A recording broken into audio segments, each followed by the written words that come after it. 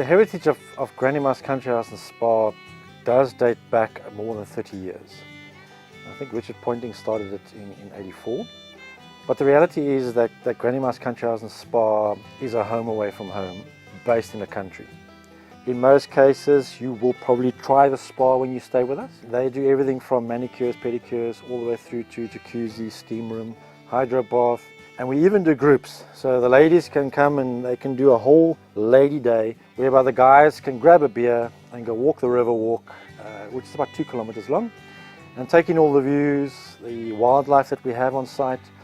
And if they don't want to do that, there's always the bar with the sports TV. You know, there's an open field for the children to play on. So there's something for everybody at Granny Ma's that makes it uniquely home away from home. Well, strange enough, we're the only property on the Midlands Meander that can do a different variety of tastings. So, you know, we can do everything from a cookie and wine pairing, to a macaroon and wine pairing, to a cheese and wine pairing, a 5-flight, a 7-flight of wines. We even do our 5-course food and wine pairing, and of late, the moose and wine pairing, which is the very first in South Africa. Maria, awesome to have you back. Thank you. Family as always. But you know, family always dine with us, so it's fantastic. You're joining us today with our country relaxed fine dining in a space that is awesome for adults to come have an adult evening and be fun as such. And yeah, we're having some fun with some wine and some food. I think I know from the last time that you do mess on yourself, so you need to use your serviette. Let me just put it up here. That's welcome, because what happens at Granny Ma's stays at Granny Ma's. But we're in the cellar today, which is fantastic. A lot of wine to drink, yes. Although you're only having 3. But a lot of wine to drink and a lot of choice and a lot of different stuff to do. Okay. So let's get a glass of wine. Absolutely, my favorite. So let's talk about what's on offer. I see it's a 3-course pairing meal. So for this afternoon or this evening we can do a 3-course, but generally it's a 5-course food and wine pairing, and we'll be tasting different sort of entities of what we can do at Granny Ma's, and you'll see it's very relaxed. So it's not that you're sitting and you have to wear a tie and you have to be really stiff and you put on your best dress. Have you got your best dress? I don't have my best dress on. Your best coat. Yes. You can put on your best coat and just relax and have some fun. It's more about living the life. Living your best life. Or living your best life, and doing that at Granny Ma's. It's got to be something that is memorable and that you can easily delve into and easily remember and talk about. So wines today we have from our Louisville range, and the Louisville range is owned by the same owner of Granny Ma's. So Louisville is also part of our family, and we like bringing things in that are very family related. And today we're starting off with the rosé from Louisville, the Cinsault, how they would say Cinsault. Very French, but in South Africa they would pronounce it as Cinsault. Cinsault. So it all depends how fancy you want to be with regards to it, but in South Africa it's Cinsault. And Cinsault is actually a grape that is grown in France, that is produced to make dry rosé wine. And dry the better, because what we're pairing it with is beetroot parfait, and you have some goat's cheese mousse as well. You've got some shortbread there as well, a little bit of greenery, the countryside coming into it, and you also have some salt. And the salt's going to be the difference between the sweetness and the bitterness. Okay. So do we want to try? Yes, let's do it. Do you have life insurance? Should I take off some? Not at all. But please enjoy. Okay. So you'll see that the rosé. No, the rosé is served chilled. Okay. And we're looking roughly at about 18 to 20 degrees. Okay. Which makes it great. It's just under room temperature. Okay. In South Africa, room temperature is known as 23 degrees. And in our cellar, we're sitting at 18 degrees. Okay. So sometimes you'll feel it's more chill down here than outside. And in winter, when it's -7 outside, it's nice and warm inside and cozy inside here. So this is great. I mean, it's something for every single occasion. The best idea is that we will acclimatize our palate to what we want to taste. So we want to taste Louisville's Cinsault, and we want to try and see and cover all our senses in our palate. Okay. And we will take a little bit of everything and make sure that runs through the palate as well. And afterwards, take another sip of the wine again. Okay. So let's have a sip, shall we? Cheers. Cheers. All good to you.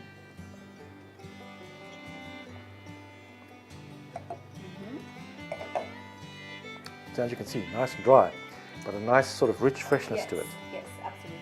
So we take a little of A everything. little bit of everything. We want some of the shortbread, we want some of the salt, we want some of the parfait,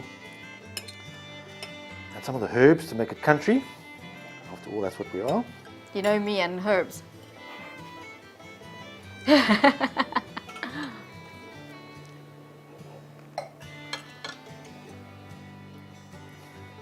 And you'll see there's an element of sweetness to it, and the salt breaks it right at the end.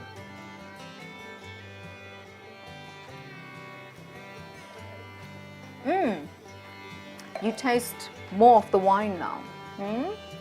Correct, and you'll find at the end, the salt pulls through. But it's not a saltiness that you would go, throw too much salt. There's something to add and bring out texture in your mouth. And you'll notice that on the next taste we're going to have, the parfait will be more prominent. Okay. Because salt helps bring out flavor. So, not that there's too much salt, but the salt does help bring out flavor. So the next one is a spiced beef fillet. And I know South Africans love beef. Right? Hearty beef at that. Yes. So it must be rich and... So it must be rich. We add a bit of spices to it to help accompaniment the dish with the wine. And it's just a Cajun spice that's been put through. And it comes with a bit of berryness and sweetness, the dish itself, and some confit mushrooms. And the wine we're having today with that is Louisville Dominique. And the strange story about Louisville Dominique is that a Bordeaux blend as such, which it is full-bodied, but yet when you taste the wine, it's very relaxed and easy drinking. And you wouldn't think you're actually drinking a Bordeaux blend. That's how well balanced the wine is. The wine itself blended is 70% Cabernet, 20% Merlot, and 10% Cabernet Franc. Cabernet Franc is obviously a much bitter grape and of the black grape varietal. And that bitterness adds a little bit of balance to the dish that we want. Otherwise the dish will be overly sweet. So we try and find a good balance between what we want to taste from the wine and what we want to taste from the dish. The Dominique itself is called Dominique because we cannot call it a Cabernet, although the basis of the wine is Cabernet. Wine itself has to be 80% or more of one particular base of grape before you can actually call it that particular grape. So because it's only less than 80%, you can't call it a Cabernet, although the basis of the wine is Cabernet. Okay, interesting to know. So being a Bordeaux style type of wine, it is a Bordeaux style blend, which is a French style of winemaking. But let's find out how interesting that would be. So the wine itself, obviously we have to acclimatize the palate again. Okay. And you'll notice that it's 14.5% alcohol. So on the nose it gives you a good sting, but it's never a bad thing. No. I'm a poet, I don't even know it. Oh, look at you! Cheers to that. Cheers to that. So it gives you a bit of a rich plumness, Yes. deep cassis. So we know cassis to be a rich berry sort of flavor to it. And when we taste it, very well balanced wine.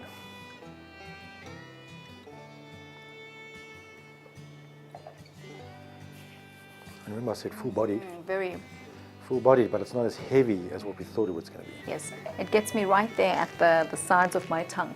It's just that hint of Cab Franc bitterness. That sort of balances the wine very, very well. Shall we try it with something that we have on our plate? Yes, let's do this. So we little bit of have everything. some fillet and we have, what is this? So we've got a berry compote there, and we've got some confit mushrooms. And there's always a hint of herb to make it country. Can we take a moment to appreciate this fillet? And there's a bit of heat at the end. And that heat's going to help bring out exactly what's in the wine. Is that the pepper, right? Correct. I'm tasting And the pepper. Cajun spice, yeah. So that will help bring out that richness now in the wine. So when we taste our wine,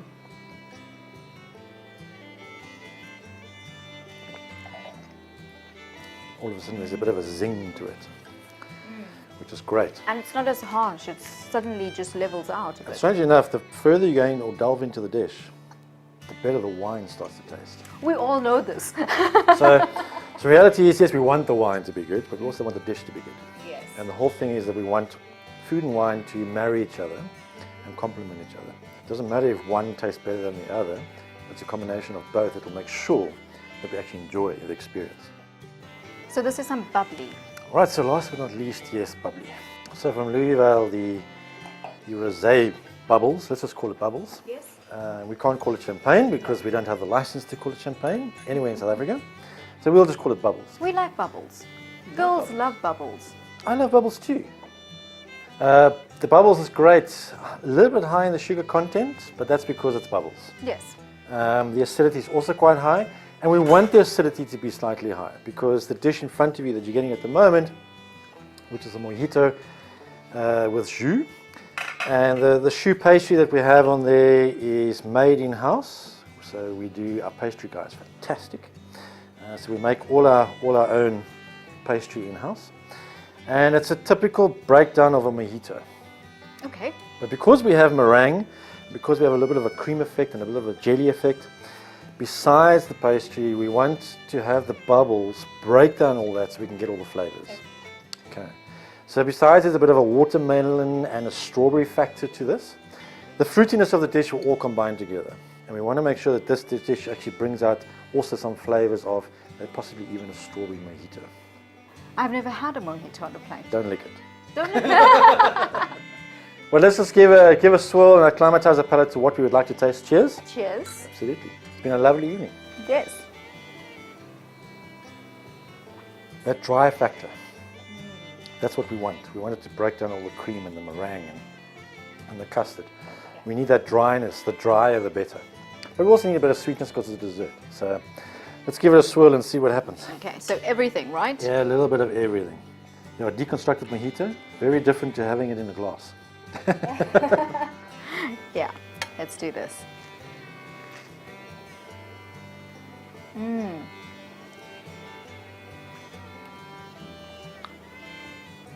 There's some lime.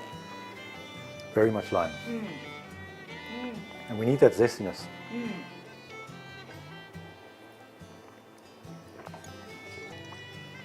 And you'll notice how the bubbles gives a slight fizz right at the end. Yes. And that acidity from both the wine and the lime. At the end you'll get a slight bitterness flavor on your tongue. Okay. Most people say a dessert must be sweet, sweet, sweet. It mustn't be sweet. It must be something that's well balanced, taste the sweetness, but also have a bit of bitterness. And that at the end it's just like eating a normal dish and you don't feel that rich, sick feeling in your stomach afterwards. So that's the well balance that we want to do. Okay. I'm going to go right back in, okay? Just excuse me. Go for it. I'm a sweet person.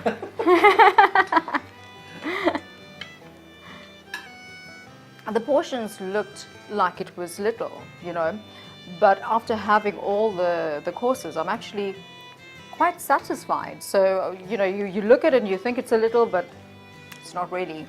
The idea of fine dining comes with fair richness. So it's as good as what it is to look at. It is good enough to eat as well. And people say you eat with your eyes.